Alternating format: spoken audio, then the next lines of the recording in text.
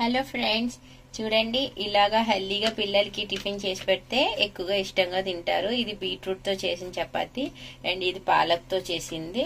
ఇది ఇలా డైరెక్ట్ గా తినరు కాబట్టి దీంట్లో కొంచెం మనం పన్నీర్ తో స్టఫ్ చేద్దాం. పన్నీర్ తో స్టఫ్ చేసి ఇలా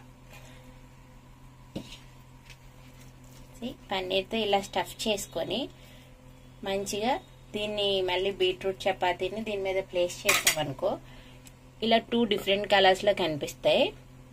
ఈ సైడ్స్ ఇలా ట్యాప్ చేసుకొని ప్రెస్ చేసి బాగా ఇలా వస్తుంది కదా. వచ్చిన దాన్ని మీరు ఏం చేయాలి,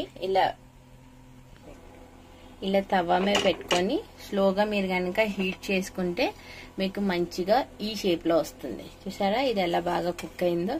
దీన్ని ఇప్పుడు నేను కట్ చేసి చూడండి, నేను ఇప్పుడు దీన్ని కట్ చేస్తున్నాను. ఇలా స్టఫ్ చేయడం వల్ల ఏంటంటే వాళ్ళకి కూడా కొంచెం టేస్టీగా డిఫరెంట్గా అనిపిస్తుంది. లోపల పన్నీర్, ఆనియన్ ముందుగా కుక్ చేసి పెట్టాను, వాటిని వీటిలో స్టఫ్ చేశాను. చూసారా ఎంత నీట్గా ఉందో. ఇప్పుడు బైట్ చేయడానికి కూడా చాలా టేస్టీగా ఉంటుంది.